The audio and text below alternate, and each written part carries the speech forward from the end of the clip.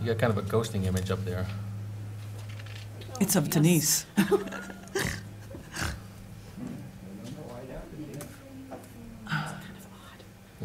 There we go, okay.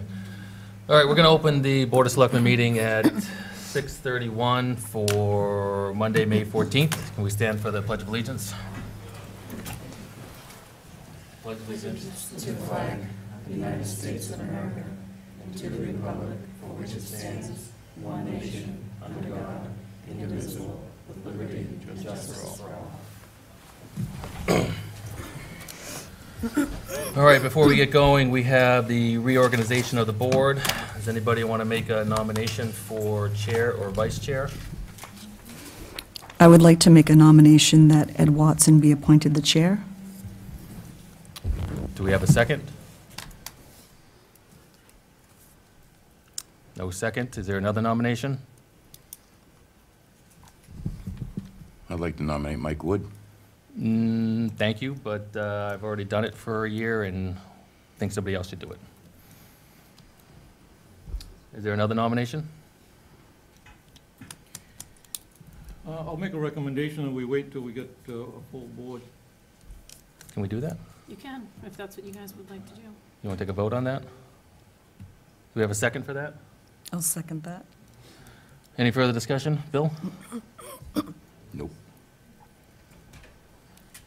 All right, all those in favor? Sure. Are you opposed or you? Yep. You're Opposed. opposed, Bill? All right, well, I thought tonight was going to be my last night, but I guess I got a stay of execution, so. Okay, so first up, we have resident comments. We have Joe Demore. Thank you, Mike. I called Mike because the public policy is for presenting public comment is you get about 5 minutes. And I had to get clearance from Mike, who was a chair last week, but now you're still chair, so, but thank One you more for that. night. I have 5 subjects in 5 minutes. And then afterwards, I do have a question about possibly allowing consideration for an agenda item on a serious matter. So I'll go right into it. The fire department. I do recommend, and these are my comments, that you do hire a consultant. If it's possible, it would be very helpful if that consultant can engage in a pretty detailed review of finances. I'm not saying specifically audit level, but it would be very helpful if that consultant can really go deep into the finances to help us understand a little bit better what the needs of the fire department are, because we did grant a large increase, but we want to understand a little bit more the nitty-gritty what's going on. Related to that, the interim fire chief, I still believe that if there is a possibility of appointing an interim fire chief, if there's someone that is willing and capable, I would suggest 2 things. That person would have to have a pretty decent qualification that he's strong with the budget. I think that's really, real important. And also, it would probably be helpful if that person would indicate pretty strongly that he or she would not be interested in the full-time position. This way here, there would be no concern or appearance of conflict of interest. That person would come in, help the consultant go into an internal review of the budget, possibly at the borderline of an audit, and that is only going to be helpful to the department. Second item, the senior center. We spent $35,000 on the study. I haven't heard any comment, messaged anyone, or spoken to anyone that does not absolutely care about seniors. I believe that what occurred at the ballot is that people said no to that particular project, but not no to the concept. When you do a charge, when a board of selectmen does a charge, you actually appoint a board or a committee to study something. Think of yourselves as a judge giving instructions to a jury. Sometimes you have to narrow it. You have to focus it down. If the charge is too wide, anything could happen, and we might get a result that might not be acceptable to the town, even though the idea is a great idea. So, this is just a suggestion. You may want to bring in the committee, possibly appoint new members, and recharge them, for lack of a better word. Give them a new charge, but focus it, narrow it. And I would suggest in 2 areas. Number 1, In my opinion, there's an implication that if the senior center that was proposed required multiple use, meaning other uses other than seniors, then possibly it was either too big or too expensive to be supported. So what's wrong with possibly looking at a 3,500, 4,000 square foot building instead of 7 and change for half the cost? Single use. No business anybody else being in there except for seniors. You can do this if you bring the committee together and say, we're going to give you a new charge for the next 6 months to a year. Please study this for us and come back. And a second part of it is there something that can be done with the library? Is there something that can be done at VC? Honest to goodness, come in, give them a charge and say, let us know. We're not hiring you, you're all volunteers, but we're asking you.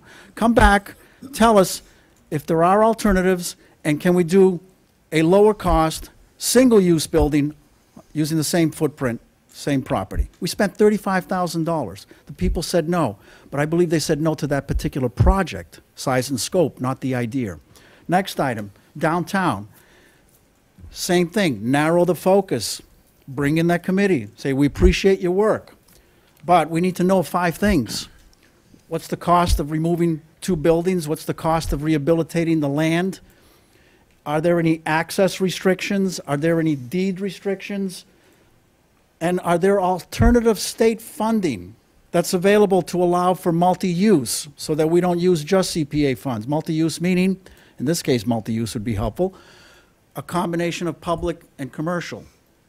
And then when you recharge a committee, ask them what is their pleasure as well. What are some of the things they want to accomplish, and see if you can negotiate that down. But the idea is to narrow it down a little bit.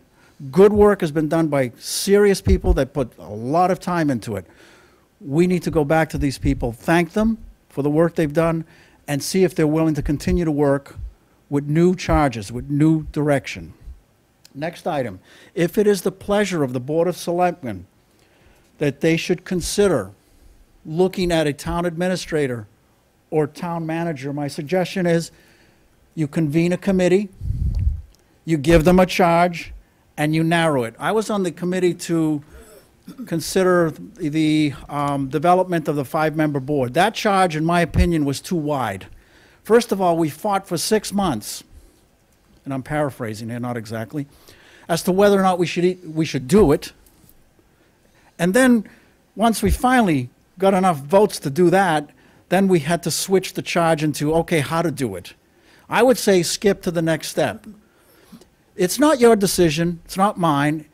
The people need to decide, so just get to the next step. Get a committee together, private citizens, members of this board, finance committee people, study it.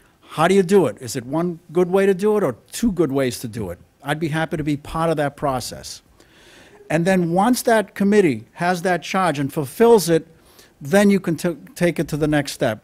Then you can vote on it to put it on a ballot, put it at town meeting. Last item, the school. My wife and I sent 4 kids through the school system here. We have an 18-year history. We will support a school, but not at certain price tags. Right now, Denise has been advocating with a committee. There have been some things that I've learned recently, and I'll give you some examples. For example, there's a limit as to how many classes we can build to get reimbursed.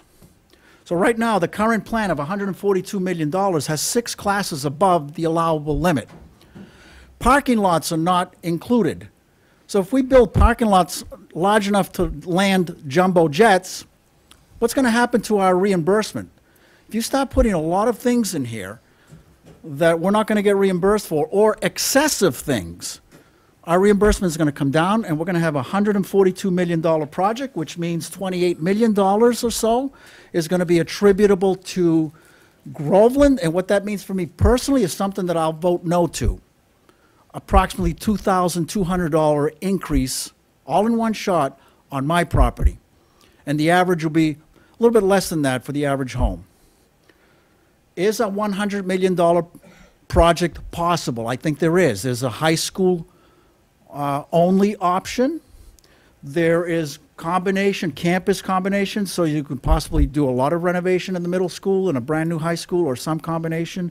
The goal is to go back to the committee, have Denise report to this board very frequently what's going on that committee, and see if we can get closer to 100 million. 100 million will put us on the hook for approximately 18 to 20 million.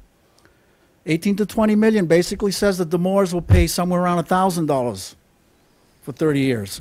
We're okay with that. I'm being public about that. We will support it, but not at the current. Right now, the current plan also has some excesses. I'll give you just one example. I won't go through a whole list so I can stay within my time limit.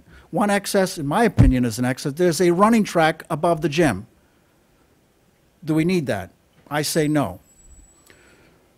Like anything else, pay attention to what's going on here, work with Denise, and work towards a goal so that we can all say yes and pay it forward for the next generations.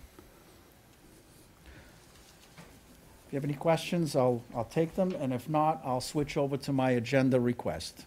Any questions? Anybody? No question, just a comment. While parking lots may not be reimbursable, they tend to be a necessity, though. And the track above you mentioned the track above the gymnasium, in the grand scheme of things, in $100 million, what do you think that is? I have no idea. It's pocket change, but it adds a lot to. It was actually removed from the project. It was. But in the grand scheme of things, it's cents, it's pennies on the dollar. The parking lot, unfortunately, you know, there are things that you're gonna have to do that become necessity. They're not gonna be reimbursable, but they are needed. You can't have a dirt field for a parking lot. And I hear you 100%, Mr. Demore, 1,001%. I sit on a committee and I'm very vocal about the cost, but there is also that fine line between what's reimbursable, what's not. For example, renovations and additions are not reimbursable at all. In that case, it's all out of our pocket, and that's very expensive proposition. At the end of the day, we just have prettier paint on a really old building. So I understand your concerns, my concerns as well. We're going to do the best to beat those numbers down. 6 classrooms don't seem to be that over the top. I know when I go around, I see a lot of young children in all 3 towns. So 15 years from now, we may need those 6 classrooms in order to keep the classroom size down under 30, 35 pupils, which is just too many, I think you'd agree. But I hear your concerns, I think we all do, and we'll do our best to make sure that we get the best value for our dollar at the end of the day. I appreciate it. I should have mentioned that you were on the committee as well, so thank you for that. And going back to the senior center, I did a rough calculation, half that project size, single-use building, if possible, would be about $60, $70 a household. I think that'll pass, Any questions, Lisa? if possible. No, thanks. Ed, any questions? No. So the request? The request, if possible, if it is the pleasure of the committee and the next chair, I know that there's been some discussion, concerns about hypodermic needles. I don't think this is a problem that's going to go away. Now this has become very localized. I know there's a very public campaign with some nonprofits, in particular the Clean River Project and Rocky Morrison, so I called him. And I asked him, could he put a plan together, not to clean up our shores, but just to put the booms in place and what that would cost so that additional debris is collected and then removed. And he's putting some prices together for us. I'm going to go visit his facility in Methuen. And I realize that there's a sentiment that says, you know what, these needles and this debris is coming from other cities and towns upriver, and they're not paying their fair share. Bottom line, it's our problem. Lightning is striking here. We don't want a needle stick if we can prevent it. It's a public health crisis. And I think even though the board has voted against it in the past, let's maybe look at a smaller plan, very focused on just a partial operation from Clean River. It might be something that we might wish to pay for to make our residents and our children a little bit safer when they play at the Pines especially in Shanahan Field. If you'll allow that at some point in your process, if you want to put me on along with Mr. Morrison in June or July, I'd be happy to come back. I'm going to go see him next week so that I can get all the details. And at the very least, I'll supply that information to the chair by email for you to consider, and you may consider that as a correspondence and maybe take care of the issue that way, if not a full-blown agenda item. So my comments that I made tonight, I did put in writing for the public record. I'll leave them with Denise. I really appreciate your time. Thank you Thanks, Joe. very much. Can I ask a question about that? The needles specifically. Do you see a big problem? I mean, are we hearing that, dozens, hundreds of needles are washing up on our shores? Yeah, I've actually formally led with medical personnel needle cleanups in Lawrence. So I've had some experience. I'm not suggesting that I'm ready to lead one here in Groveland by any stretch, but there are needles that are washing up in Groveland. Some have been found at the Pines, and there's a bend in the shoreline where Shanahan Field is. It's famous as a collection point. So it's a very dangerous situation, unfortunately. And, some folks are well-meaning, but I did post this on social media the other day. I said, there's diseases like HIV and hepatitis can stay on the end of a needle or dried blood for up to a week. The great danger also is fentanyl. Traces of fentanyl can be on the outside of that tube, and if somebody picks it up, or even if they pick it up with a glove and then they take it home, I have had experience with that. I know what it feels like to be overcome, unfortunately. So, so there's some real dangers. And yeah, that stuff is washing. And again, good intentions, you can't throw this stuff in the trash. You can't put it in landfill. There's there are a lot of laws that are involved here. I know that Ed, as a Haverhill officer, police officer, has seen, some of the things that drive, some of the things in the inner cities, if you will. But now it's our problem. And so I think we can only ignore it up to a certain point. But God help us if there's a needle stick, someone's going to get mad. And we have to at least look at this. And I realize we can't be spending $1 million on this either. But let's take a look at what Mr. Morrison could offer us as a basic protection, at least to collect what's coming downriver, and then maybe we can get some professional help in doing our own cleanup, so we don't have to hire his nonprofit to also do a cleanup, which is a separate item. So. Well, I want to thank you for bringing that to my attention. I don't do social media. I think 99.9 of it is crap, so I don't look at it. I don't subscribe to it.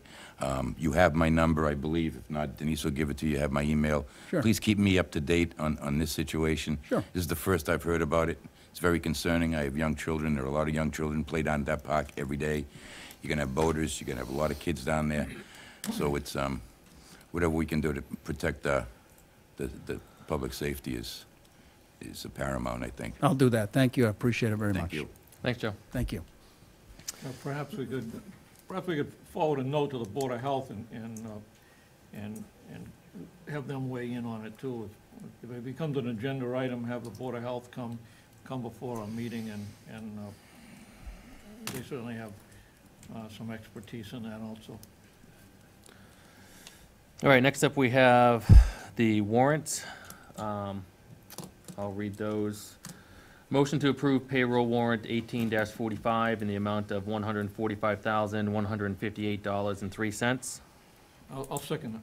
Second. Any further discussion? All those in favor? Yes. Motion to approve bill warrant number 18-45 in the amount of $327,420.27. Second. Second. Any further discussion? Just typical breakdown. It's not a big number this time, but No, and I've actually started putting it right on your agenda. yes, you have. You're so good. So town, Never mind. that's all right, so the town bills 125,000, light bills 81,000, water and sewer just under 50,000, our payroll withholdings 23,000, health insurance 45,000, and tree debris cleanup, which falls under snow and ice from that last storm, 4350. That light bill still lower than it was with the other light bulbs? No, this is their bills. This Their isn't- bills, This okay. isn't us paying them, this is them paying their vendors. Got it. Okay, all those in favor? Yes. Next up, we have appointment of Kenneth Dussenbro. Dusam? I butchered that, I'm sorry. Of Haverhill to the position of part-time van driver for the Council of Aging at a rate of $14.25 an hour, effective June 4th, 2018. Appointment subject to successful query and clean driving record. Can you go up to the podium, please? Anybody have any questions, Ken or Kenneth? What do you prefer? Ken's fine. Ken, any questions for Ken? No, but can I just Yep. say, so Ken has been our longtime mailman here. and Yes. We are very I know you happy look that familiar. he is I gonna didn't see the switch hat. over. We are psyched not to have blue. him coming on board here. So you're just carrying a different kind of package? Exactly. That's it. You So still you're gonna deliver on change out of your time? uniform? Oh, you retired from the post office, I'll be right? retiring, Oh. yes. Did they take the uniform back? No, I'm gonna burn them. You're gonna burn them? I'm gonna burn them. You need a permit for that. Bill, any questions? No, no. Lisa? No. Ed? No, I'm all set. Yeah, I don't have any questions either. I've run into you several times. Very nice guy, very capable. So, someone want to make a motion? I make a motion that we accept the appointment of Ken Desom to the part-time van driver for the Council on Aging at a rate of $14.25 an hour, effective June 4th, 2018. You get a second? Second. Any further discussion? All those in favor? All set? Thank you. Thank you. Next up, we have the appointment of David Stevenson of Groveland to the position of substitute van driver for Council on Aging at a rate of $14.25 an hour, effective May 15, 2018. Appointment subject to successful query and clean driving record. Can you go up to the podium, please? It'll be painless. All right, great. You have any questions for David? Ed, start with you. No, I'm all set. Lisa? No, we get somebody to volunteer, I'm not throwing them out. Yeah, easy enough. I mean, I read through your resume. It looks really good. Recently retired. Congratulations, right? Yep, thank you. Congratulations on making it to that. Someone want to make a motion? I make a motion that we accept the appointment of David Stevenson of Groveland to the position of substitute van driver for the Council on Aging at a rate of $14.25 an hour, effective May 15, 2018. Do we have a second? Second. Any further discussion? All those in favor? Yes. Easy enough? All right, thank you. Thank you. And good luck. Next up, we have Debbie Webster to discuss Nichols Village expansion project with regards to affordable housing.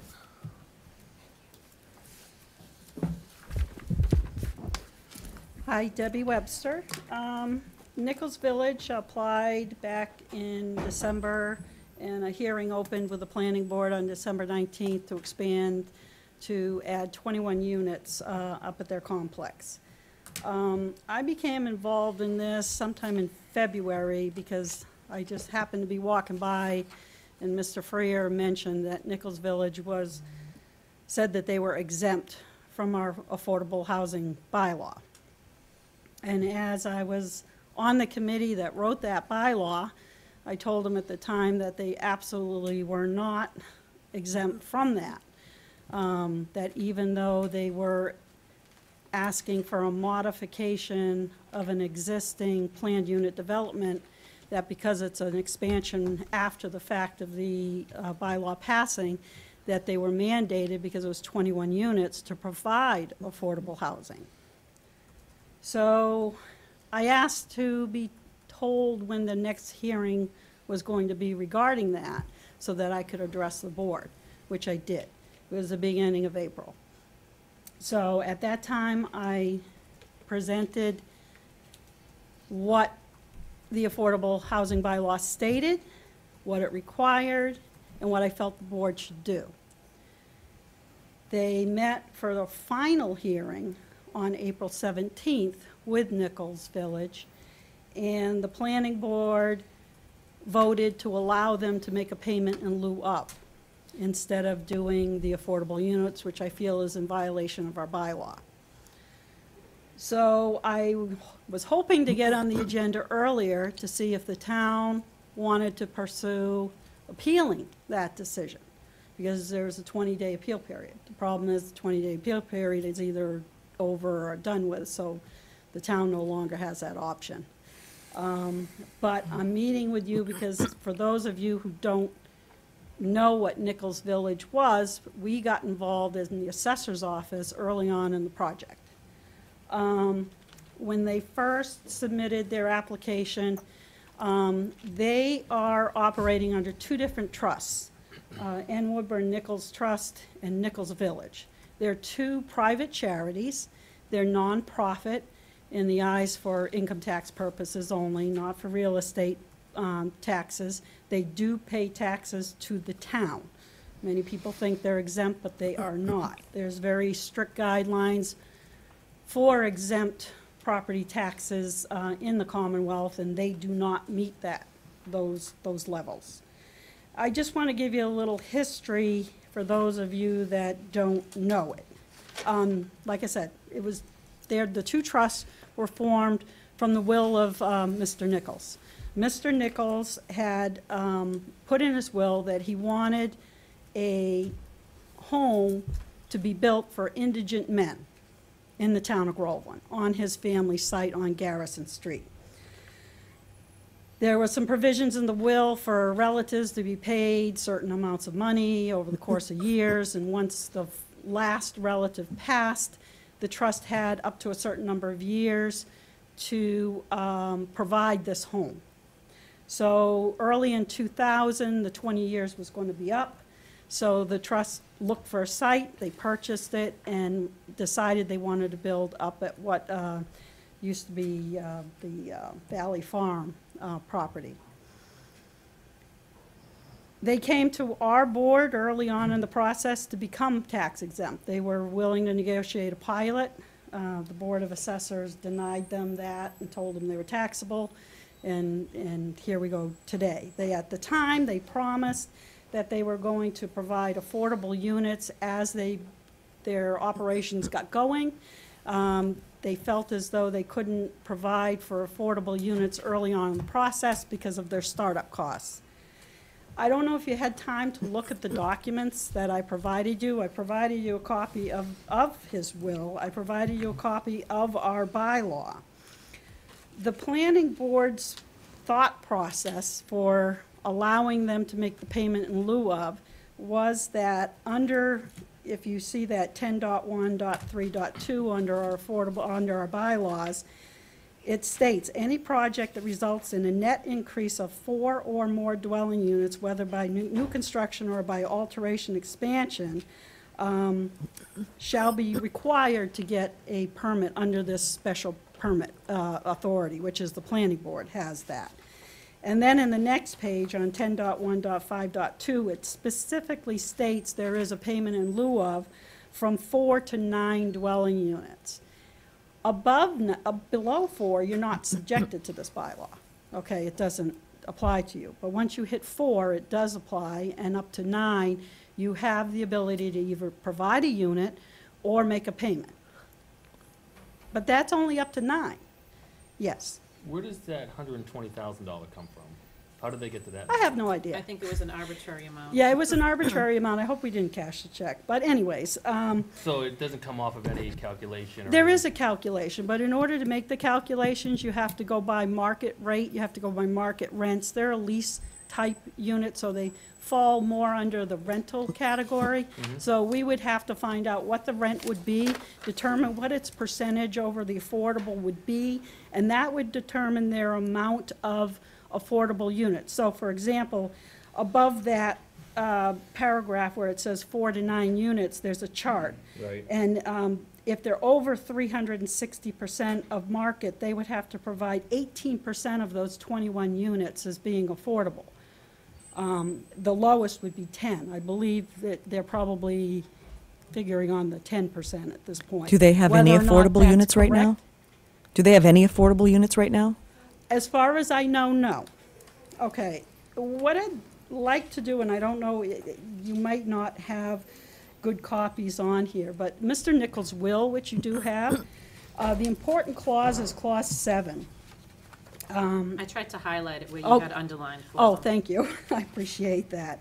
And under Clause 7 is specifically what Mr. Nichols had written. Now, remember, this will was written in the 20s, so the wording of it was pretty typical for the 20s. Under Clause 7A, to build, equip, and maintain a home in said Groveland for indigent, aged men and women, okay? And then, let's see. They just kind of go on where it should be, how they're setting up their board. The other important thing is their articles of incorporation, which still states to this day what their charge is, which is to provide affordable homes for older persons. Actually, they even list the priority in Groveland's like one of the first, listed, to provide homes for Groveland residents, Georgetown, West Newbury, and then Haverhill. So the man was very, for his day, very generous as far as what he wanted to do. Nichols Trust, or Woodburn Nichols Trust, applied for what they call a cypre. Because the will was so restrictive, number one, it was to be built on the Garrison Street site, which they felt was too small.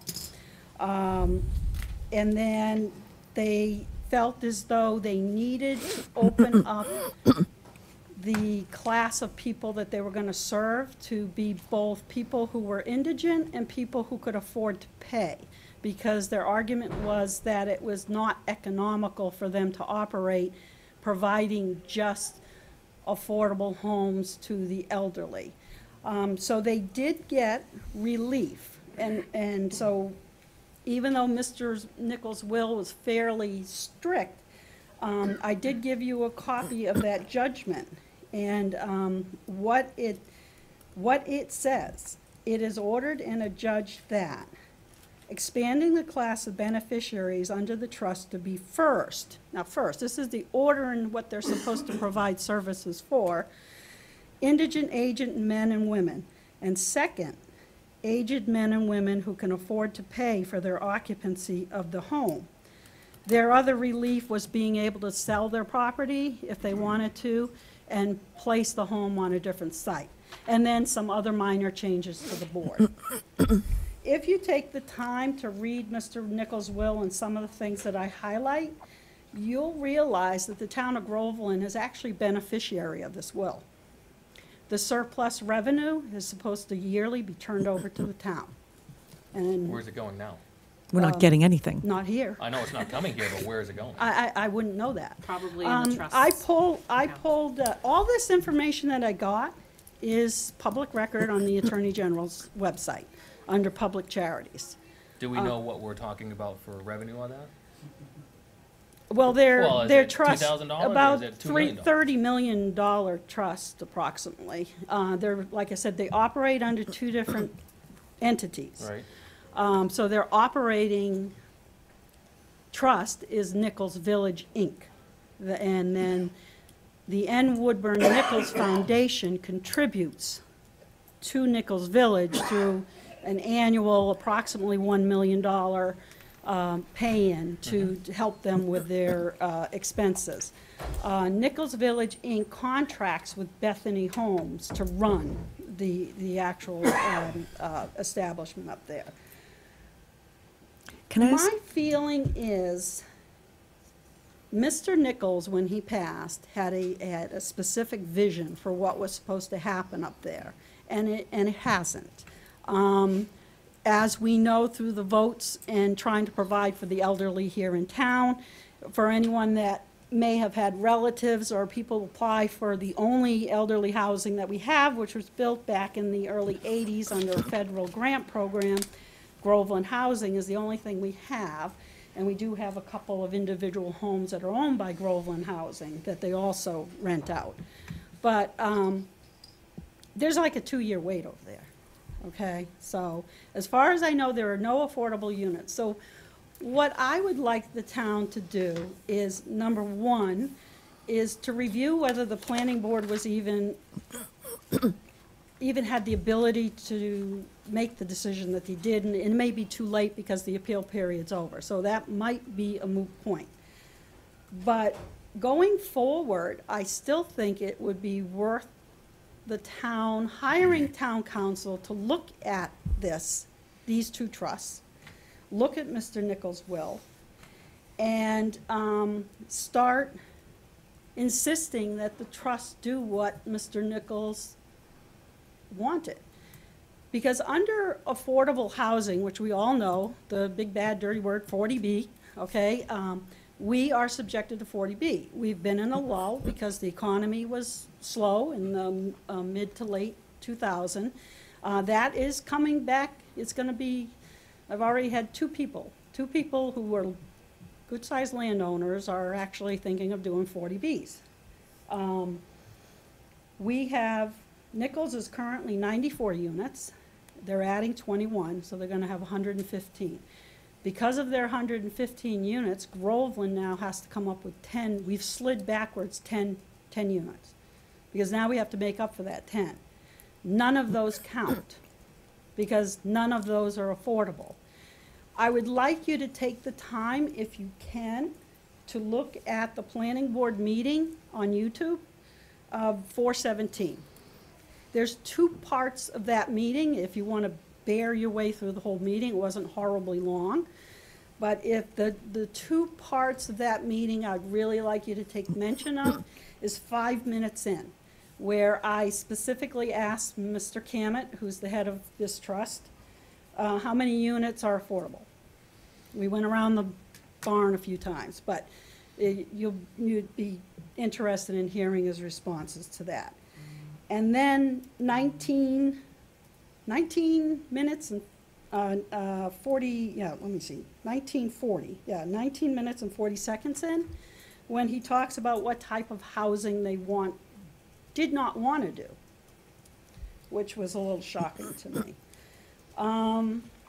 So I really think the town, given where we are with 40B, given where we are with elderly housing, affordable housing, I really think the town should engage town council to see if we can force, which we mentioned to Nichols Trust back in 2004, when they were before the Board of Assessors, to enter in what they call a local initiative program, which is where they voluntarily deed over a certain number of units to be affordable.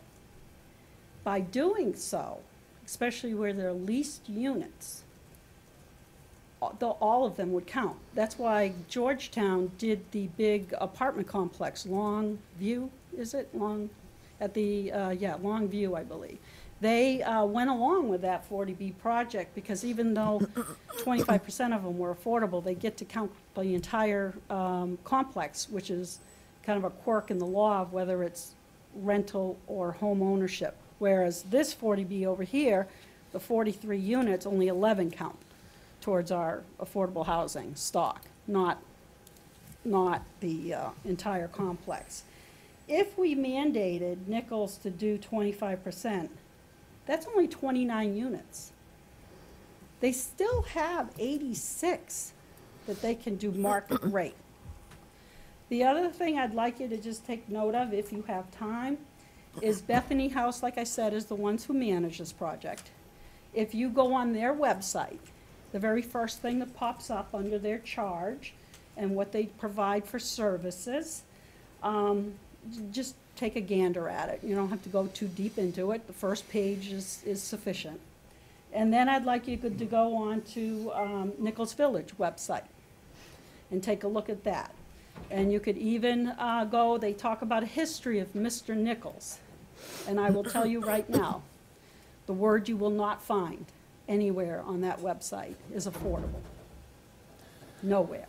So in interest of time, you want us to review the planning board meeting from April 17th, and then you would like the board to reach out or take a vote to reach out to town council in order to review the documents based on the initial charge and what's I versus what believe they're that, doing. yes, that, and I believe the town should file a complaint formally with the Attorney General's office stating that the two charitable trusts, both Nichols Village and Woodburn's Nichols Trust, is not adhering to their charter, where we are, in my opinion, a beneficiary of this will. It's clearly stated in multiple places in that will, for various different reasons. Number one, affordable housing. Number two, surpluses, where did it go? Okay. Anybody have any questions for Debbie? I don't have questions. I read through the documents, and I don't want to wait. To me, it doesn't even matter what happened at the planning board meeting. I think town council needs to pursue this. I read that. It was very egregious. It's unacceptable, and I think we need to act. I agree. Let's put it this way. This has been sitting, when I heard that they were refusing, I mean, absolutely refusing to do units, it stopped me. I just stopped in my tracks, and I'm like, what are you talking about? And since then, I mean, we were in the middle of gearing up to town meeting, so it was horrible, the time frame. And the other thing that just makes me wonder is, we've all commented about the permitting process in this town, trying to streamline it. You know, we do run people through the hoops, I mean, months, years. I have a subdivision that's been in the process, 8-home subdivision's been in the process for well over a year, okay? And they're still not done yet. They still don't have that final stamp of approval. They opened the hearing on December 19th. They voted and made their decision on April 17th. That's amazing to me, number one. And I met with them twice during that time frame. First, the beginning of April, to state specifically what that bylaw stated, because you know, whether you hate it or love it, I was one of the authors of it. And then the second time formally, which it was recorded, the first one was not recorded, the second one was, and the meeting with the Camets, and they closed the hearing, and they've issued their decision. Camet couldn't hand that check over fast enough. As soon as they voted, he handed the check. You can see it right on the tape. I just sat there and I was just amazed. So. Ed, do you have any questions? No, I read it all over, and I was never aware of what you had said, but I think we need the town council to take a look. Bill? Just one, you had, clause 10 of the will, you had underlined that the said corporation to be managed, organized by 7 members, of whom at least a majority shall be citizens of said Groveland. The 8 members, the 8 directors are listed here? They're not. They are also in violation of that. But that's a minor point, actually. It is a major point, but a minor one as far as I'm concerned. I actually, depending on how you felt, I'm personally, if the town, I think the town should do it. But if the town declines, or town council, for whatever reason, I can't imagine why, would decline to present this to the AG, I'm going to, regardless of what town council says. This is, I think it is beyond egregious what Mr. Nichols wanted and what Mr. Nichols got.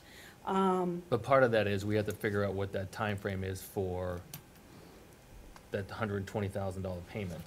Well, that too, that, like I said, if they were thinking 10%, which at this point it's premature to think, well, although Nichols Village does know what they're charging per month, so that would be, you know, their all-in fee, I believe, was somewhere around 300,000+ that you buy into it, and then you pay a monthly fee on top of that, and that covers like your food, your laundry, your cleaning. Years ago, you used to get 100% of that back, as long as you stayed there. I think it was 5 years. They've since amended their rules, and now when you're 300 or whatever thousand, this is for just the apartment units. I don't know what the standalone units, because they have also duplexes and standalone, like homes. I'm sure they're more money. They only refund back 90% now. So, does someone want to make a motion about town council? I want to make a motion, but I want to clarify something as well. So actually, 3 points. First is, even if we have passed the date of appeal, I think it becomes a moot issue if the process didn't follow the law. I don't know that even. You're correct, it may be. We may So I think just there's- have to eat this decision, I No, what I'm guess. saying is whether that decision is valid because it didn't follow the law. So what I'm saying is I'm not sure we're restricted by that appeal period if the decision didn't follow the law. That's Right. number one. I'm not, yeah. So number two is, there's actually, excuse me, 2 prongs that I would like town council to explore, and I will make a motion. One is the fact that they're not abiding by the affordable unit numbers that are required, and the second is that they're not abiding by the provision that requires them to provide a percentage of their profits. So there's actually, for me, there's 2 pieces to that. So I can craft some language, but I would make a motion. Do we want to wait? I don't know if anybody else has any other comments. Just one. You said this process started in December of 2017? No, last year. That's Yes, 17. Oh, yeah, 17. Yeah, 17, Yes, I and think. in April it ended. And ended in April. Do you believe that the, I guess for lack of a better word, the payola facilitated this expeditious? All as I know is I have attended a meeting on the 3rd, which they met in Nichols Village, was not there, to address the question of their refusal, and I offered to go in and talk to the board and explain to them about the affordable housing bylaw. And then their meeting dates were, hearing opened on the 19th, they had a hearing January 23rd, they had a hearing February 27th, they had the unofficial hearing with me on April 3rd, and then the closing hearing on April 17th. That's four meetings, 4 official meetings for a 21-unit complex that's going to include parking, pool, and some other amenities in addition to the 21 units, an extension of the current site. And it finished in 4 hearings, which I think is wonderful. I mean, the engineering on the project was done well, don't get me wrong. Some of the planning board things that they get, the engineering isn't as aptly done, and in the planning board's defense, it takes longer, because they have lots of things they have to address through our engineer that wants things fixed, they have to redraw plans, they need to come back. I am just amazed that the plan was so perfect in every way that it only took 4 meetings to approve this project from start to finish. I wish more projects could go through as timely as that. I'll bet. I Can you haven't tell me where the seen $120,000 went? I was not part of that calculation, to be honest with you. I believe where it comes from is in our affordable housing bylaw. The minimum number is 10% of the number of units, so which means. Yeah, I'm they not have concerned to- about where Okay, it they came have from. to Where did it go?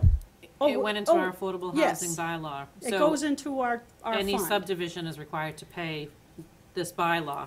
But we don't have access to that cash. It basically stays in that It account. stays in that to be used for affordable housing Yeah, projects. if the town wanted to partner with a developer in a project, because now that we do have some funds that have been accumulating, we could partner with somebody to create affordable housing as part of their project. Prior to, in the early years, we didn't have that much money in there.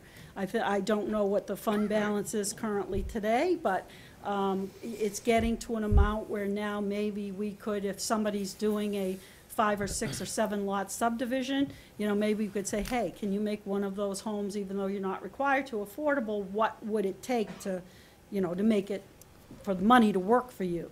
So there's options we can do with that money that's been accumulated, but in their case, they didn't have that option. They should have provided the units, period. So let's, Lisa made or did you make a motion yet? I'd like to Just- make a all right, motion. good. Let's start with that.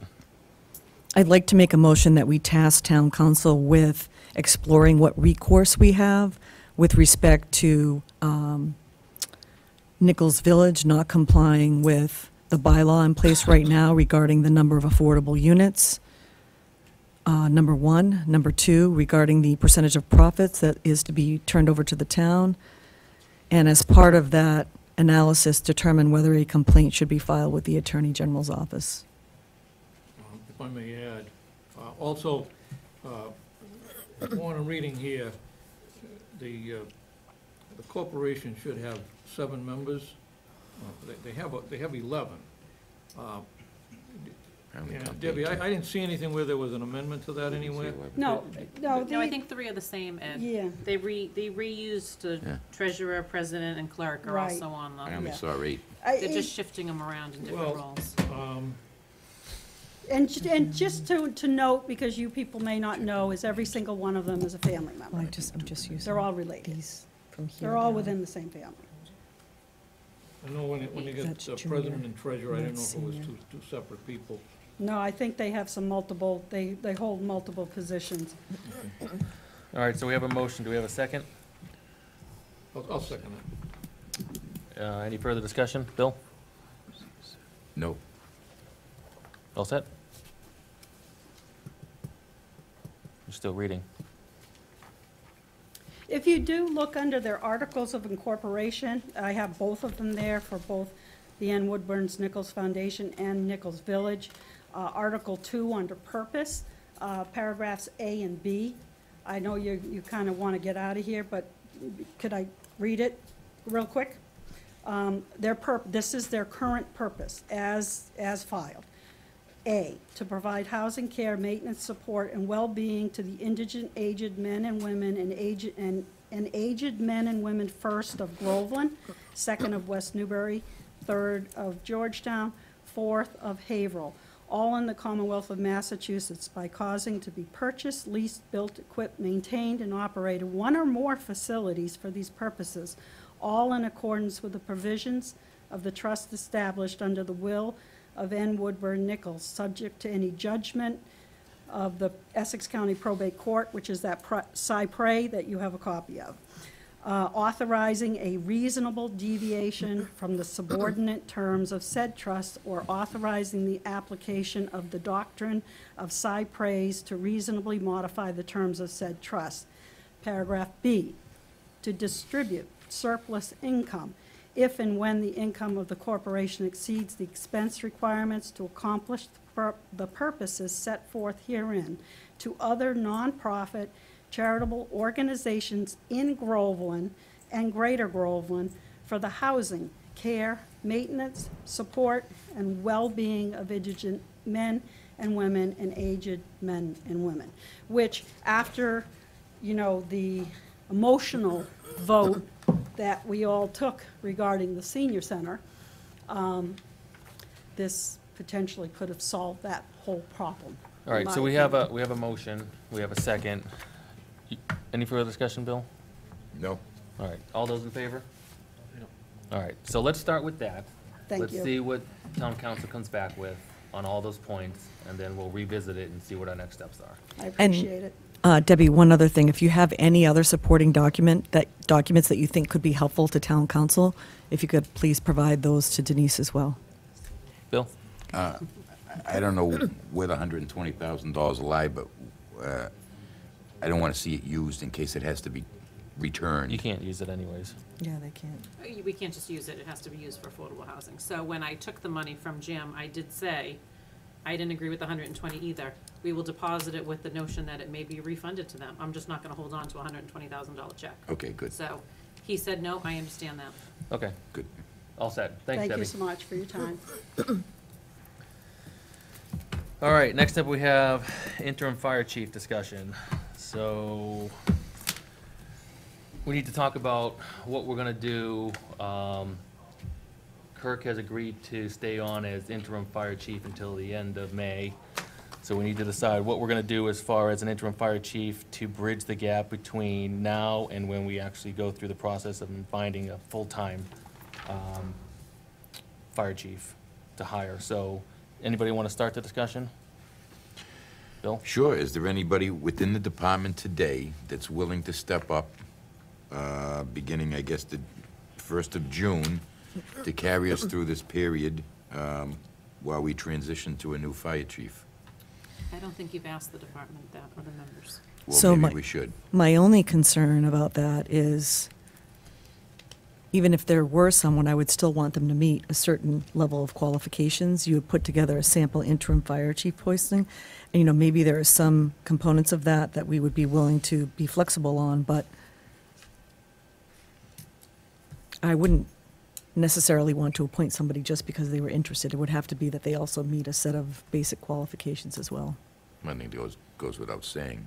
I wouldn't Yeah. appoint somebody that had just come on the fire department yesterday, unless they had 50 years of experience in East Boston or something like that as a captain. But I guess the first question is there someone on the existing department today that's both qualified and interested in that position? Well, I think we'd have to post it to know that. Ed, anything to add? No, but I would start by, maybe we could ask Kurt if he would stay on a couple more weeks beyond what we've extended him. He's here, you can ask him. Yeah, we could ask him. He wants to step up to the mic.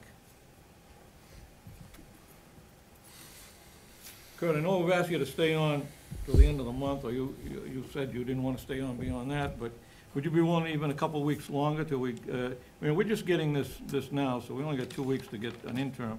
Would you be willing to do a couple more weeks? Would you give us a month to get something going? I'm actually traveling a lot in June for work and for personal reasons, so I'm not gonna be around. I'm in and out in June, so I don't think I'd be very effective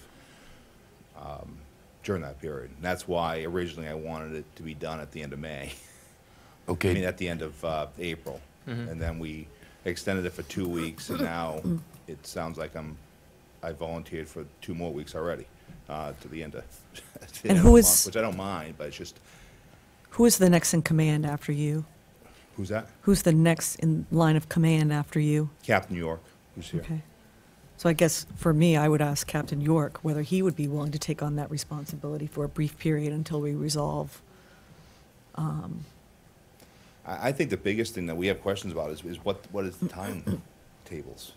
Well, I think we've made a lot of progress in terms of the information that Denise has gathered for us, in terms of next steps. And I think that's what our goal was to discuss tonight, is sort of, I she's- think realistically, we were looking at, based on interviewing, bringing people in, interviewing, going through the whole process, you're probably looking at September, October. I think at the earliest. 6 months, I would say, yeah, conservatively speaking. for an interim? No, No. the interim would be Oh. appointed, but for a full-time to come in and be hired would be 6 months. But I guess my feeling is, I feel like hiring somebody is sort of premature until we do a better analysis of kind of what our needs are. Right. So- I think that 6 months would include that, Due assessment, diligence. Yeah. But that's what I think. I'm only one person. How about an internal memo? See if anybody's interested that's on board on the department right now. Get it back quickly as possible, see what they have for qualifications, if anybody is interested. And even if we scheduled a special meeting to deal with it. But I don't think it's realistic to have that turned around in 2 weeks. That's why I was asking about Captain York. No, I meant within the department. Yeah. What I'm saying is the next in command is Captain York. And could he take on, or could he assume a role until we figure that other piece out? Well, we could ask him, he's here. He's here, yes. That's what happens when you come here. So first question is that something that you're interested in? Is it something I'm interested in? It's probably something I'm willing to do, but the questions I have is, what steps, I know you explained a little bit better explained on the steps you're going through, on how long this is gonna be. I do run a full-time job also, so I'll definitely need some help if I do this. So I'll be relying on Kurt a little bit, some of my lieutenants. Do you think that you would get that help from some of the lieutenants? Do you think Yeah, they'd be willing to do I- that as part of I've this? already- I guess I've already consortium to gotten- do the role, you know, not put it all on you, but Yeah. field out some things with people that you can trust and know the position, know Sure. the actual process of. I've already gotten some commitments. Okay, so So- that'll be helpful. Just coming up with how I would compensate them for assisting in doing Right. that duties. Okay. So my other piece is, so I think we have this piece that would buy us a little bit of time, but I think we also need to decide sort of what the next step of the process is, whether it's to bring a consultant in to make an assessment, and would that person take on a sort of chief role? No. It- I think those are two separate things. I think you got the consultant do the assessment. So, Captain York would maintain the department in that process. And then once the assessment comes back, we review it, their recommendations, we'd work with Captain York on that, and then we put that forward as part of the requirements for hiring a full-time. so I just don't want to be disingenuous, because is it reasonable to expect that that would be done? So let's just walk through hypothetically. I would say that will take several months if you're bringing in a consultant to review the department. So I think it's either you're gonna need internal candidates to fill that gap, or then you go back to bringing in a separate interim chief to fill that gap. I think you need two different things, because I think the consultant will take, they're not gonna come in and give you a report in 2 weeks. No. Well, I that think was it'll gonna be my much next more question. in-depth. How long does a consulting engagement usually last for something like that? Well, it depends what you're looking for. So it depends what type of work you're looking for them to give you a report on. So again, that sort of depends on how long you're asking either internal candidates, whether it's the captain or others, to be interim, or if you're gonna look to then bring in an interim for the 6-month period. So is this just gonna be like a month holdover until you bring an interim in for 6 months and work with a consultant through that period?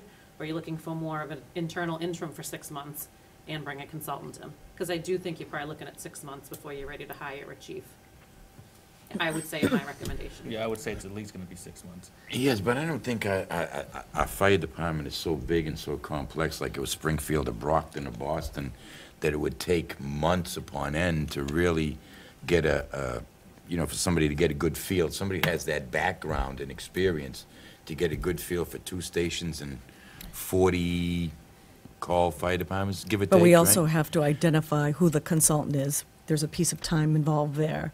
There's the consulting period, and then there's report preparation period, and then bringing it before the board, and us digesting the information and deciding how we want to move forward. So I think when you add all those pieces together, you're talking a good amount of time.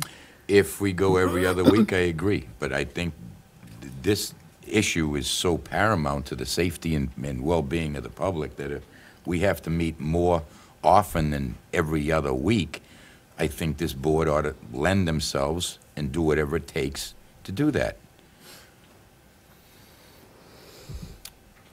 So, Am I wrong? Ed, do you have anything else you wanna add? No. You had a question? Nothing I Sorry. can think of. so basically on the table is whether we would ask somebody internally to take on the interim role for up to a 6-month period while we hire a consultant, or whether we would hire and post the interim position and put the best candidate in that position for the 6-month period. Right. Yes. Why does it Without have to be 6 knowing- months? Well, approximately. It's an Right, approximation. It's just a guess do you- of how long it'll take to. Do then you go through think the 6 process months and is then post too it? long? Or is that about the top end of what you're willing to? 6 months, really have to see how it goes. Right. You know, how You things can are. be honest. I mean, if you say 6 Yeah, months is probably the top of It's, what it's I'm. definitely a long time, Okay. but if the things go well and, we can get everything in line and everybody steps up and pulls their share, then we Maybe it could do won't be that. as bad But as, yeah, okay.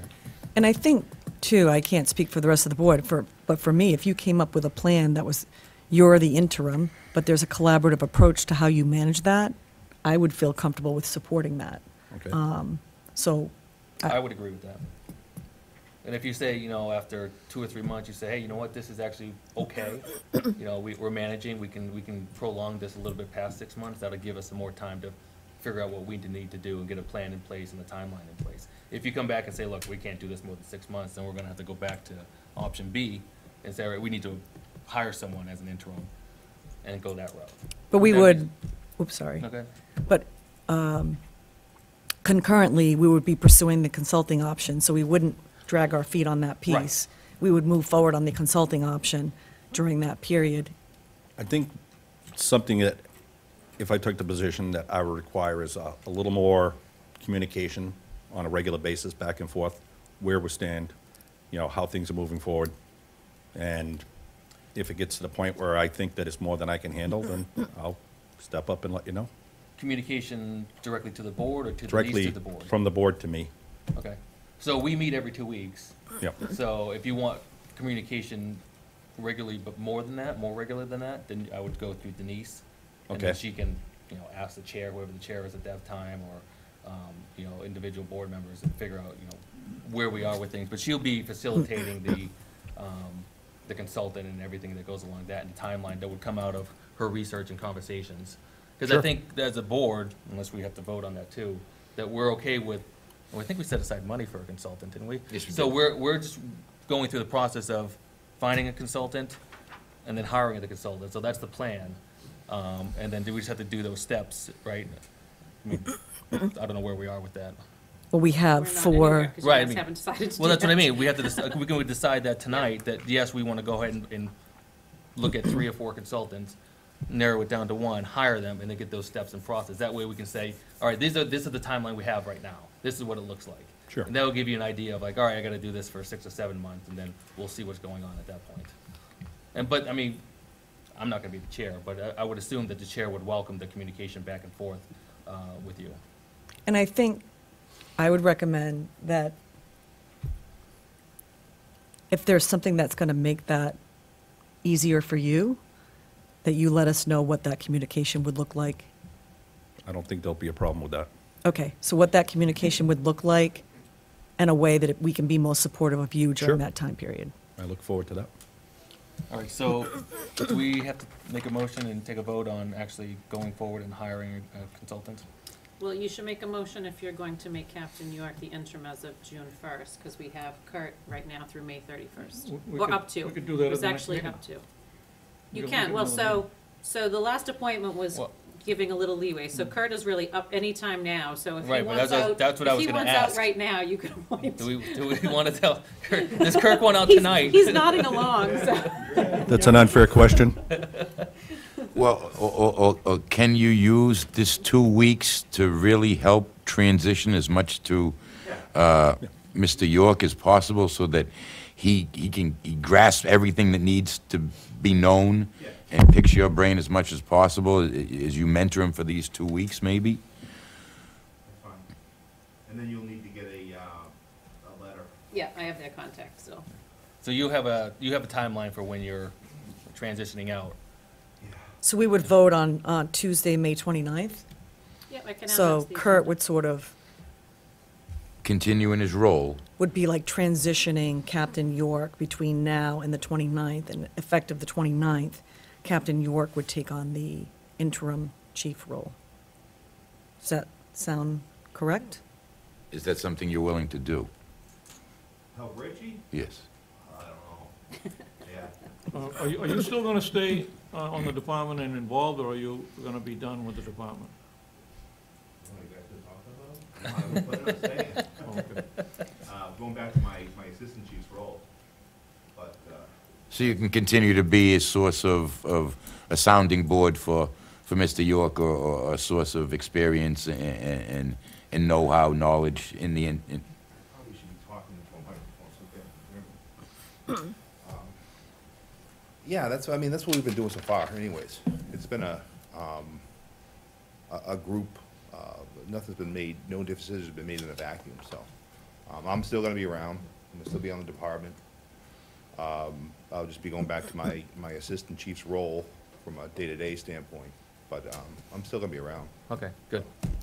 So we could basically put the sort of changing of the guard on the May 29th agenda? Yeah, I'll add that. And so then, I would make a request that we have a list of 4 consultants right now.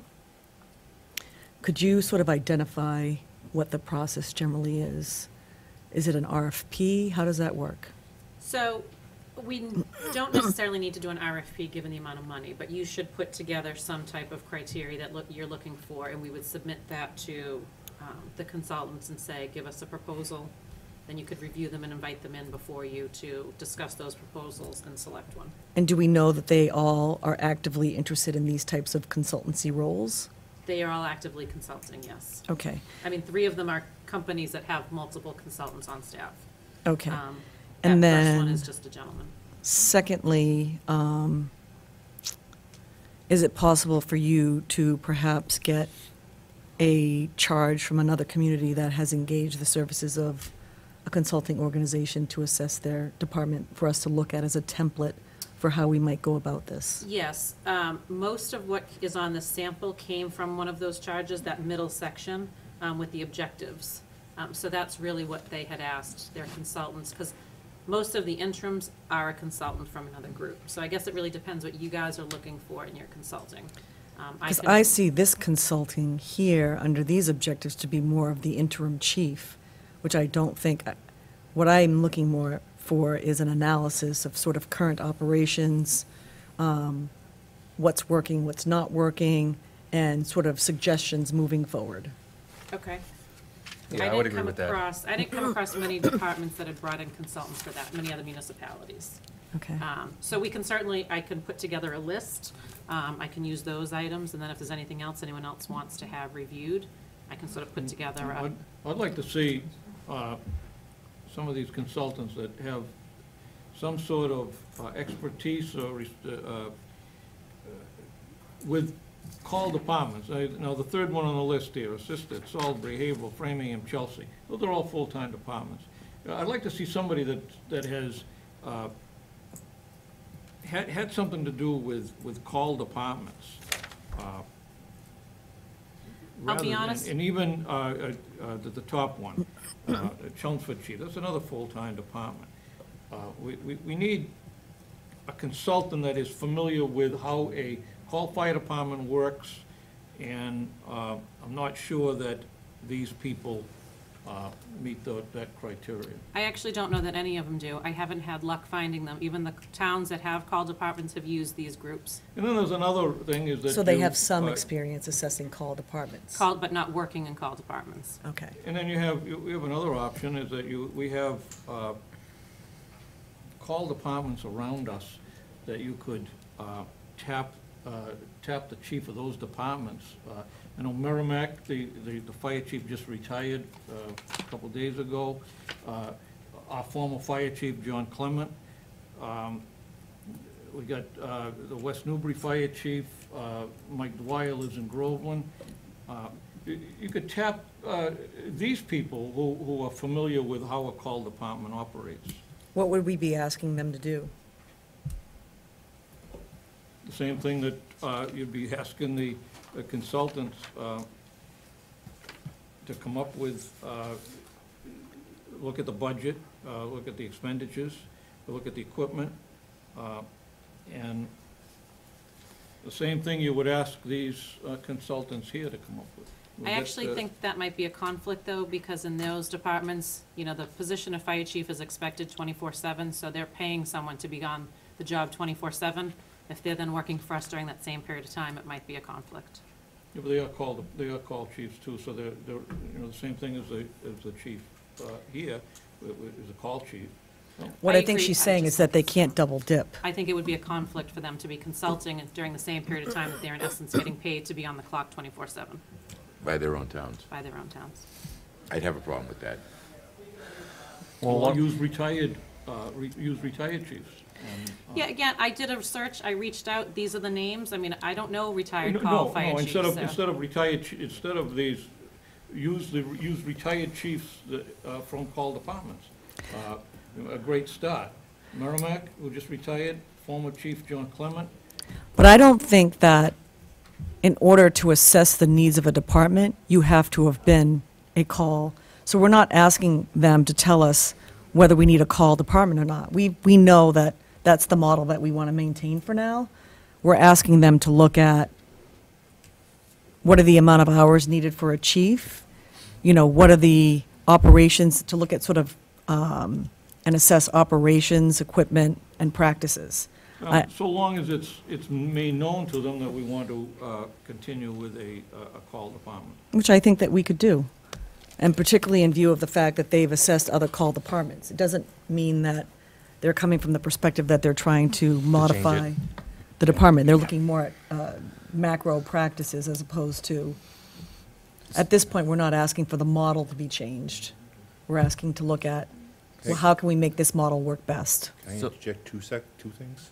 Or a couple, like say, make 2 cents worth, not just two things, but, I think that's exactly where you get into the root of it, that, you know, for the most bang for your buck and the most value, you want to retain as much of the call, model as we have in town. I think anyone that has any remote, understanding of the fire service understands that. It's a tremendous value, when you only pay people when you need them. But the two other things I think the consultants will bring to you is you need to look at continuity of service when the times of day dictate that we don't have anyone around, and then the sustainability of the ultimate model. We don't want to be changing models constantly. Growing into something is one thing, but changing back and forth between different, you know, full-time combination call, we need to find something and grow into it, and that's sustainable, and provides the citizens the coverage that they need. So my opinion is that going towards a professional consultant, people who have done this before, is probably where you want to be. Get people from a third-party view of our community. Sometimes you can get blinders on when you're too close to the prize, so to speak. So, I mean, that would be my recommendation, is you really need someone third-party away from this town to look at it with a critical eye. So Denise, can you ask those kind of qualifying questions to those consultants to see if they're capable of doing that type of report for us? Yeah, I would put together sort of this in a posting and send it to them and ask them to, Okay. if they, you know, can accomplish those, what their hourly rate or what they would charge for that. And how long do you think they and would take to, how long they yeah? would estimate. Okay. Yeah, Now, I can do now, that. some of these are businesses, right? I Yeah, mean, three of them are actual groups that do this. so if we reach out to them, they'll probably tell you exactly what they do, how they do it.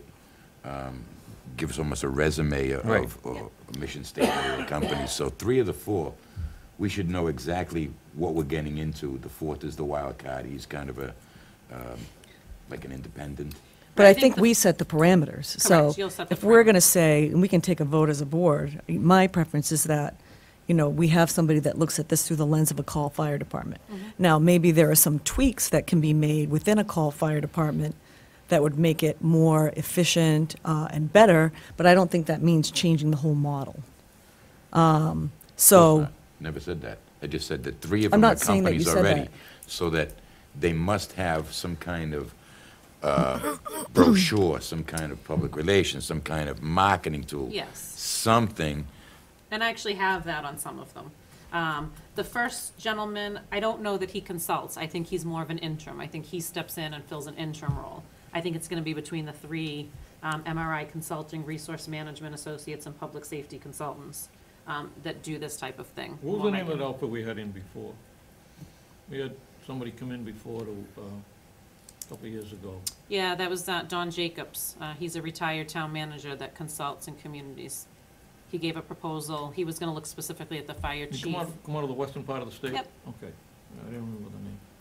I can certainly get a proposal from him. I mean, that's what he does. But he does more, you know, he's not a fire-specific person. He's a town manager that goes in and would analyze the fire department as it relates to the town management. All right, So so I can let's. certainly add him to the list and see if he can do these things. Yeah, let's start with that kind of overview Okay. to see who can do what, and then we'll vote on what kind of resource we go with. And then that'll give us a definition of kind of a timeline to expect, and then we can figure out, are we going to go with option A or option B continuing? I imagine if there are 3 companies, that one of their representatives would be more than happy to come in and talk with us at any time to explain exactly what their services do and how they do it. Right, so what I would do is, in hopes of the next meeting, I'll give you sort of a, you know, I'll reach out to them tomorrow. I'll get their quote, recommendation, cost, timeline, et cetera, and then you guys can review it and choose if you want to invite 2 Right. of them, 3 of them, 4 of them. If you want to, and bring them in and actually speak to them and interview them Okay. before you select one, you can certainly do that. I certainly would. And you can be clear when you ask for that proposal that we're looking for someone that will work within the current model. Yes. Okay, good. So let's do that, and then Captain York, in the meantime, as you're doing this transition with Chief Rosella, I'm the chair for another 2 weeks, I guess, so you can use me to bounce questions off of or communications off of until we get a new chair. Okay, so is there, is this a commitment for me to do this, or We can From you take a guys, vote on or it if you would like. are you gonna vote on it now? I mean, We can. if I'm gonna be spending, resources and time to learn the position, I just wanna make sure that's, not for naught. I don't know is it something you guys wanna vote on tonight? So I can make a motion that we develop a transition plan in which Captain York is going to work with Acting Chief Rushala on a transition plan with the goal of a May 29th transition Sure. to Captain York taking on the acting or interim chief role. We get a second? I'll second it. Any further discussion? Bill, you okay? Yeah, I have no problem, as long as, you're willing to do it. Yeah, I'm willing. All right, all those in favor? Yep. All right. There you go. Thank you. Don't thank us yet. All right, moving on. We have a resolution for Dr. Jeff Mulqueen. Do we have something to sign for him? It's over on the table. Do we want to read it, or? I would read it. I mean, someone should read it. Do you want to just take my copy to read? So Dr. Mulqueen's last day is next Friday, What's the date? May 25th? May 25th is his last day in the office. Really? Okay. So I'll read this resolution for Dr. Mulqueen. Before I read that, I just want to say that it was very good working with Dr. Mulqueen. I did meet with him several times, both as a parent and as a board member, and I found him to be very receptive and accommodating and willing to do whatever was best in the interest for the school and for the kids. Town of Groveland to honor Jeffrey J. Mulqueen, ED, Superintendent of Schools. Be it resolved on this day, May 14th, 2018, the Groveland Board of Selectmen would like to join with all residents of the town of Groveland in honoring Dr. Jeffrey J. Mulqueen, to thank him for his dedication and many years of service to the Pentucket Regional School District and the towns of Groveland, Merrimack, and West Newbury. Dr. Mulqueen began his career with Pentucket in 2012, and over the last 6 years has been exceptional leader for our district. Dr. Mulqueen has been a true advocate for the children of our community. Under his leadership, students receive a world-class education with specialized curriculum through the innovations of schools. They play on new athletic fields, and Dr. Mulqueen has been spearheading the new school project through the Massachusetts School Building Authority.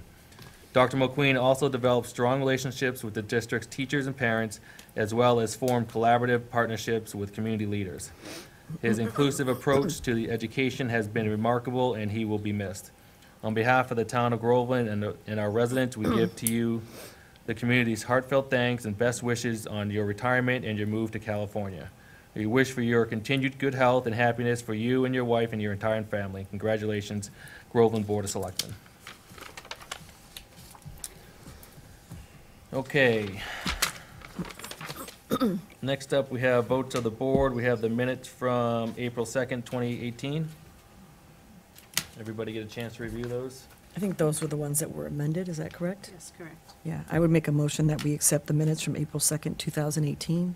Second. Any further discussion? All those in favor?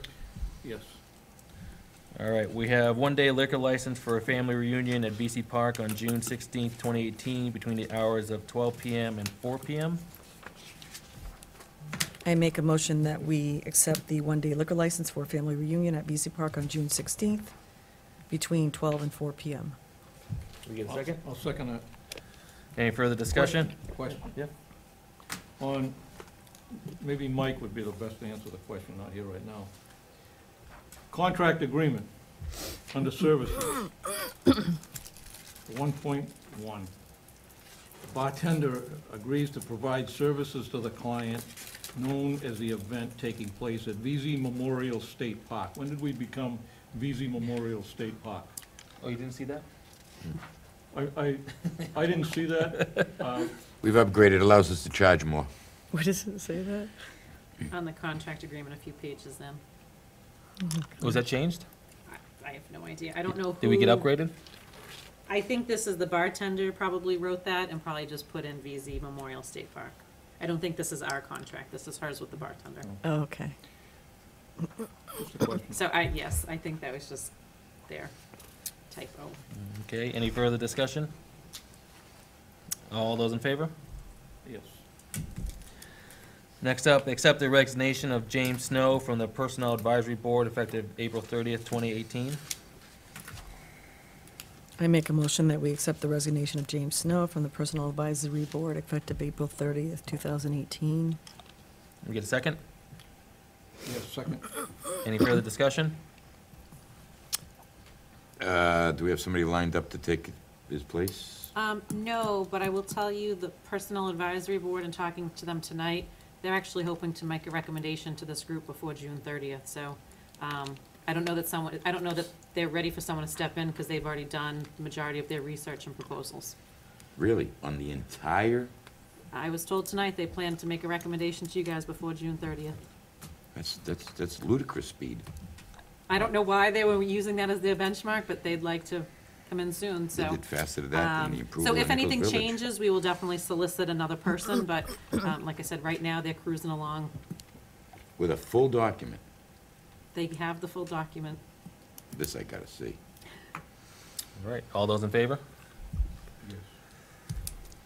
Next up, accept the resignation of Cassandra Murphy, Administrative Assistant Treasurer Collection Clerk, effective May 17th, 2018. I'll make a motion, we accept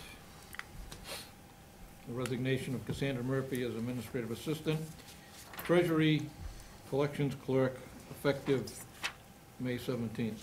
We get a second? Second. Any further discussion? All those in favor? Bill? Opposed? Yeah. Thank you.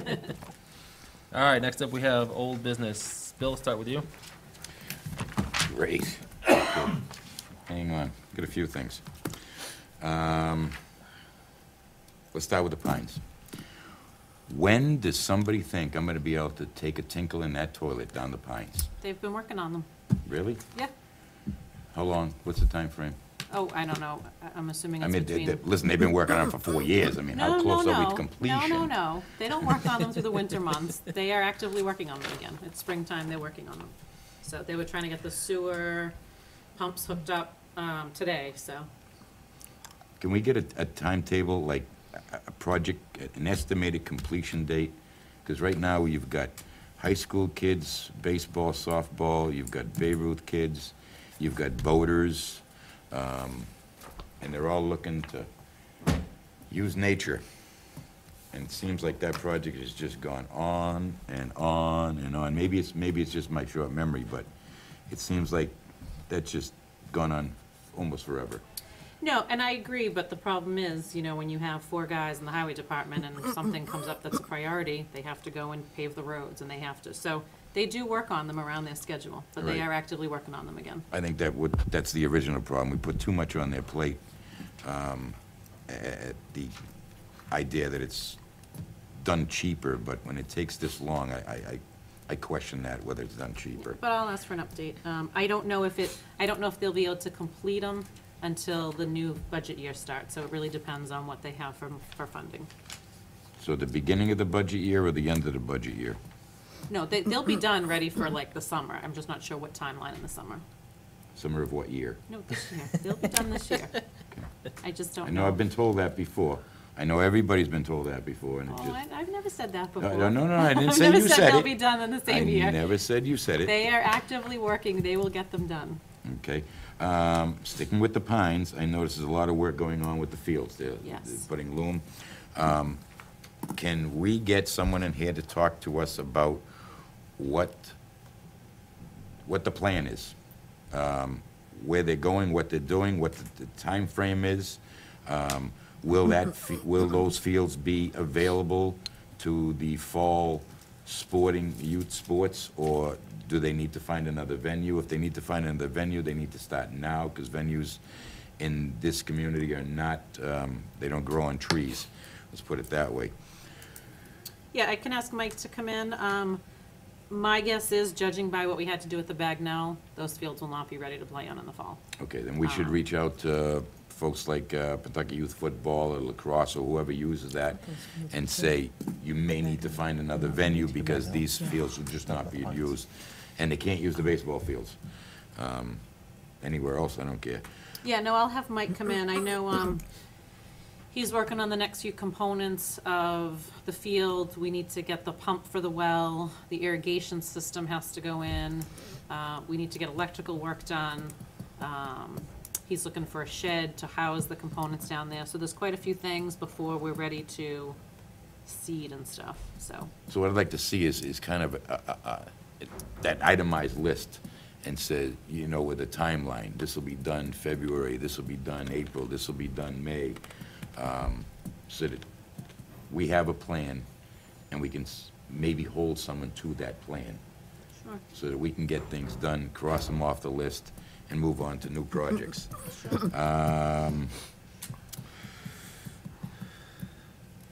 Well, you already take care of the personal advisory board for me, that's amazing. Old business, You're gonna get buzzed. yeah, I've got two things, but I'm not sure they come under old business, so I'll bring them up later. Okay. Lisa? Nothing. Ed, anything on the old business? No, I'm all set. All right. Selectmen reports, any committees or anything? Bill, anything under that? No, we did have a meeting, but I was unable to attend it last Tuesday. Okay. I can give an update if you'd like. Sure. Really, the Brief only, synopsis.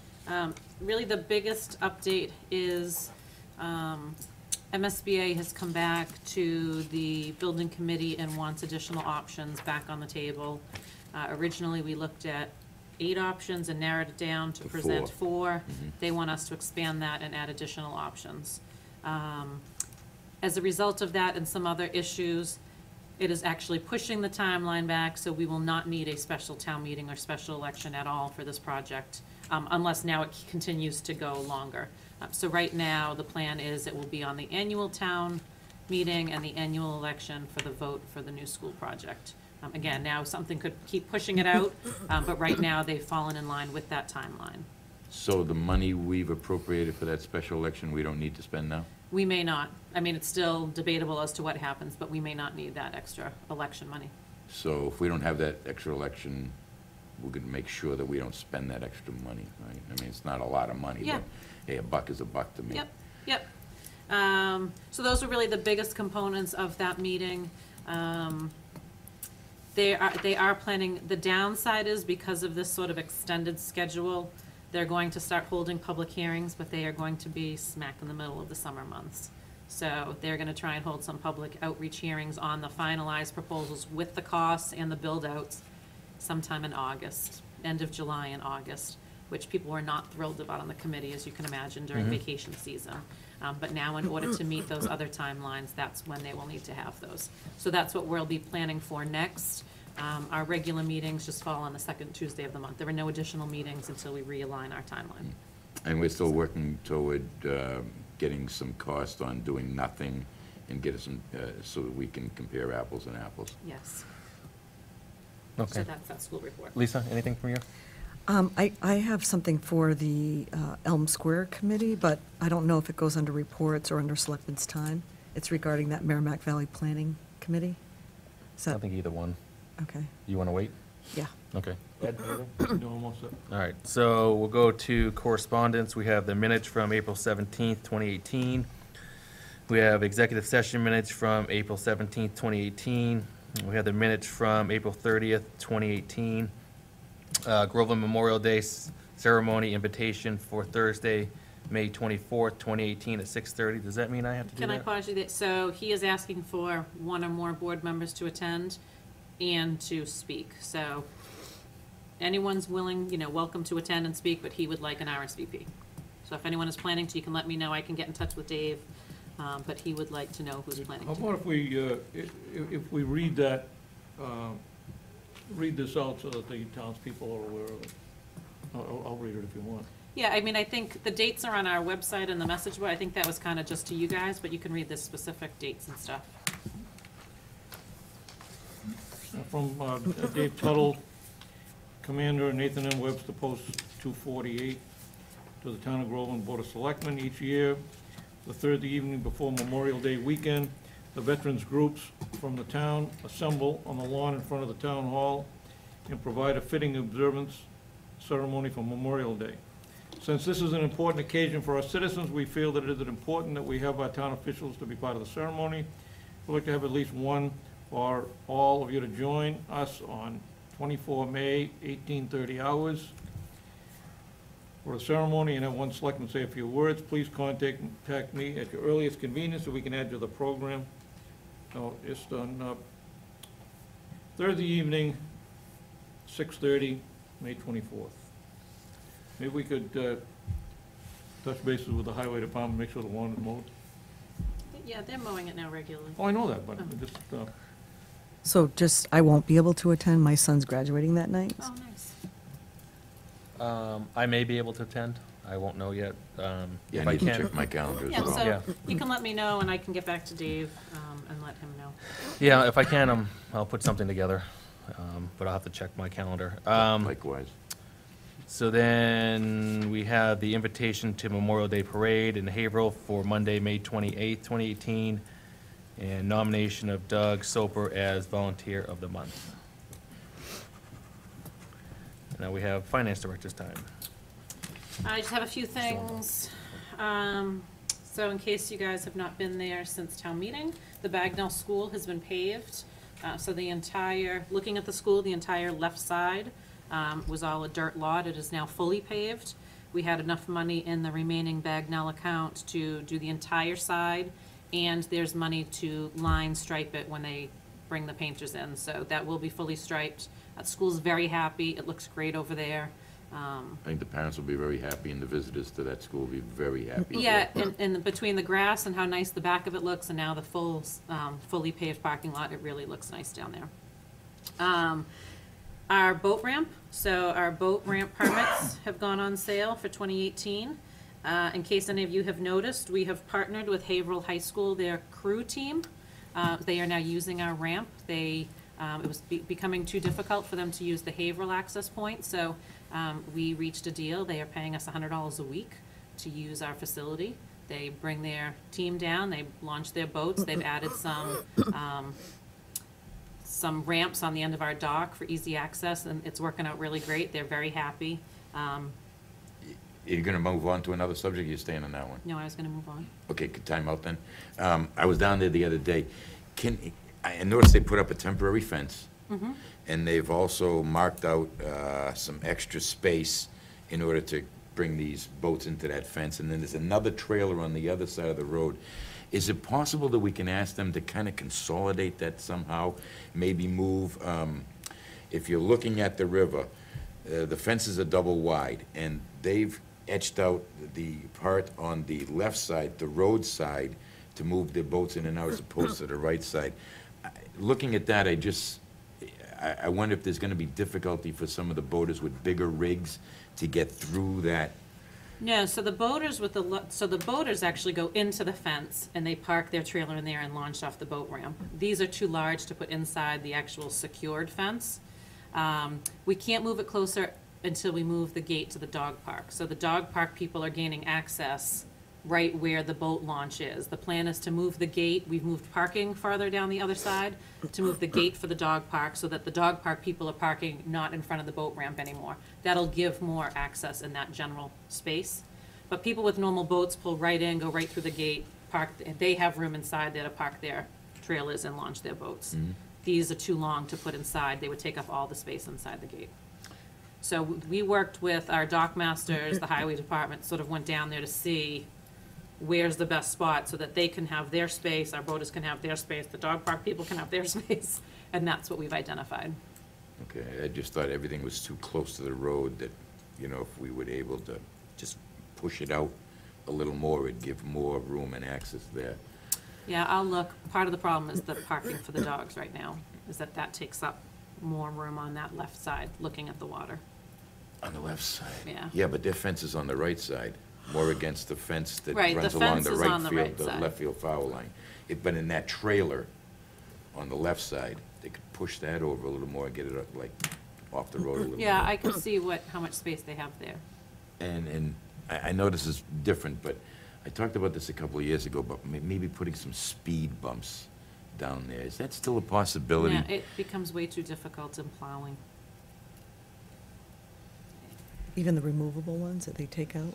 I can see about those, and what the cost of those would be, but that's why, because originally, in the original plan for the pines, we had trees down the middle and little islands, and it's just too difficult to plow around all that stuff, because now that we have a dog park down that they use it 12 months out of the year, we need to plow Yeah, for it. I just worry about the kids that run back and forth from the ball field across that road into the playground and back and forth. The two playgrounds, two ball fields are on the other side of the road from the playground. Yeah, I can see what the removable speed bumps, Yeah, I just don't want to see any accidents, and then there will be an accident, but, you know, I think part of our job is try to mitigate these accidents so they don't happen. yep. I I'm can sorry look to at that. interrupt you. No, that's okay. We already talked about the new high school. So recreational marijuana. So town meeting passed our moratorium that is only good through December 31st. So I would say you guys as a group should speak to the planning board, ask the planning board, work with the planning board to start working on what you want to have as your regulations going forward. So we will need to have a fall special town meeting to put any regulations in place before our moratorium is up. Do we have a template for that? It can be all over the place. I can get some examples, but when it comes to the recreational piece, you can pretty much regulate anything and everything. If you could get some samples, So that I would will be a get some helpful starting samples, point. and then it's a matter of what you guys, whether you want to have public feedback, however you want to do it, but we should start the process, so we're ready for a fall town meeting on that. Do we need to bring cash or check? Speaking of the planning board, Merrimack Valley Planning has completed their draft of Groveland's housing production plan. In order to finalize it and submit it to the state on our behalf, we need a joint meeting with the planning board so that they can present it and both groups can accept it.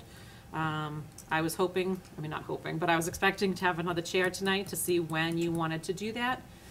So I guess I'll just ask you all if you care when they come before you, if you want it on a regular meeting night or a separate night just for this plan. I kind of will throw that out. How long is that agenda item gonna take, do you think?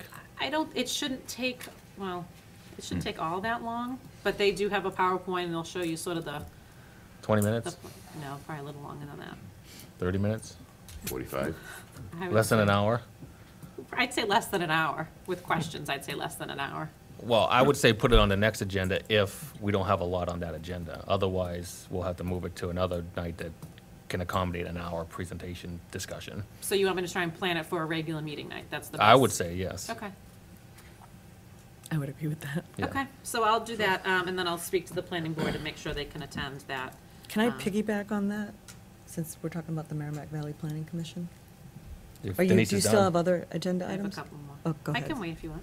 Well, I just wanted to mention that Greg Stark had gone to one of their meetings and had asked me to attend. He said that they have a city and town working group that's meeting monthly, and Groveland was like one of the only towns that wasn't represented. That being said, their next meeting is Wednesday from 9 to 11, and I was not able to organize my schedule to be able to attend that. But if there's someone willing to, I think it would be valuable. I hope to attend a meeting in the future. I just cannot do this Wednesday. Right, so that's ultimately one of our, when we hire a town planner, that's who attends those meetings, as town planners. Bob Arakalian, as our commissioner for Merrimack Valley Planning, will attend their evening meetings. I go to their sort of management meetings. We just don't have someone available usually to attend those regular meetings. And is there any movement on that town planner position? So it's posted. So that's actually my next thing, so I'll go into that. So I've posted the full-time town planner, the full-time custodian facilities position, Cassandra's job, the cemetery seasonal groundskeeper. So those have all been posted. They're on our website. I know they've made it to Facebook. They're posted here. So I've actually gotten, I started getting resumes for the planner. I have some for the custodian, and I probably have 25 so far in like the 4 days. The other Cassandra's position's been posted. So we should have some good candidates. So hopefully we will have a town planner ready for July 1st. That's really the And were goal. those rolling, or were there deadlines on those? They're open until fall. Open until fall. This Thursday, May 17th, the Pentucket High School Community Cleanup Group is volunteering from 10 a.m. to 12 p.m. I actually talked to Bill Dunn, because he was going to have his guys volunteer down at Elm Park, but we're going to have his guys meet this group to do some planting, mulching, cleaning up of the park. So if you see students out there during the day, it's their community cleanup project, so that's really great for us. And then Joe Demore wanted me to add that if anyone does find a hypodermic needle when they're out and about around town, to call the police department, and they will have it removed and disposed of properly. So he's asking the residents not to handle it themselves. Correct, they should call the police department. And that's all I have. Okay. You wanted something quick? Yes, one, should I go up there? Yep. This is very simple. I just want to make a statement. Mr. O'Neill made Yes, my sir. ears perk up when you had mentioned the fields and whatnot. I don't know, how many fields does Groveland have? I believe we have 3. Okay, we'll go along with 3. As you know, you had mentioned sports, and you said football and baseball and so on. I'm thinking of what used to be called the Boy Scouts. It's not the Boy Scouts anymore. They had to change their name because of the girls came in, so it's now the Scouts of America. Okay, you're going to see Boy Scouts is gone. I would like to see, especially in the Eagles, that's a higher bracket. Yeah, the Eagle of the Scouts, that they could use one of the fields maybe twice a month, if it's possible, to learn and to be, I know they'll become very interested, especially the boys, in archery. If you ever Are they were in Boy requesting that? Scouts when you were younger, archery was a wonderful thing. Are they requesting use of the fields? I thought that, I like to just No one's mention it requested. as something that, not that you guys had to vote on it, just, I don't know how you would go about getting that through the scouts to, I don't know if that comes under you or not, to teach them archery.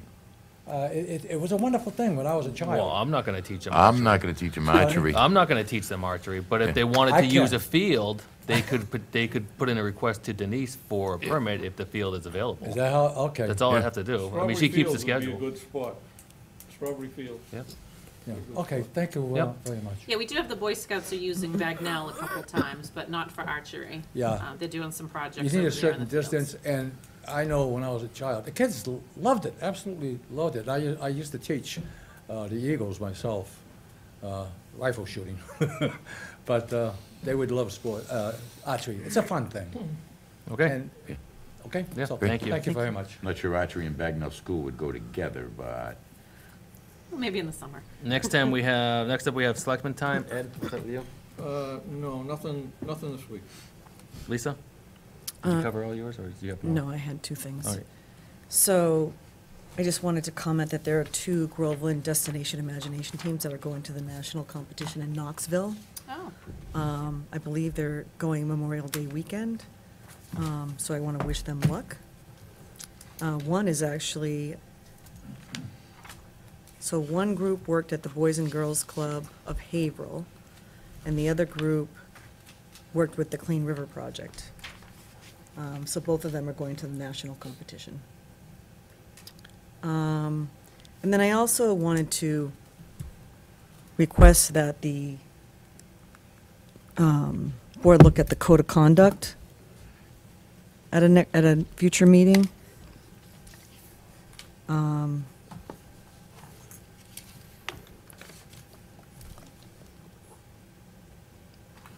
Came to my attention that there was an incident, and I just want to sort of review it as a board. sure.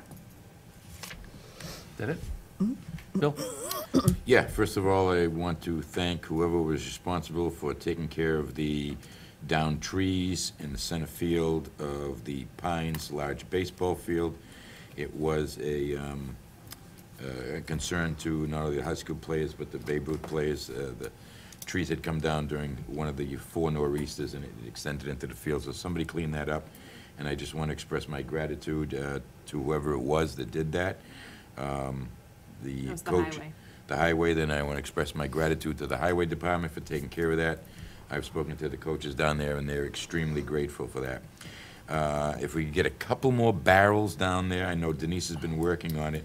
Waste Management's supposed to bring them, so they've That'd be been great. ordered, and so I think they were bringing 4. Yeah. I think 4 more large toters. I'm constantly after the kids down there to clean up after themselves, after the games, after practices, help us clean, keep the park clean and presentable.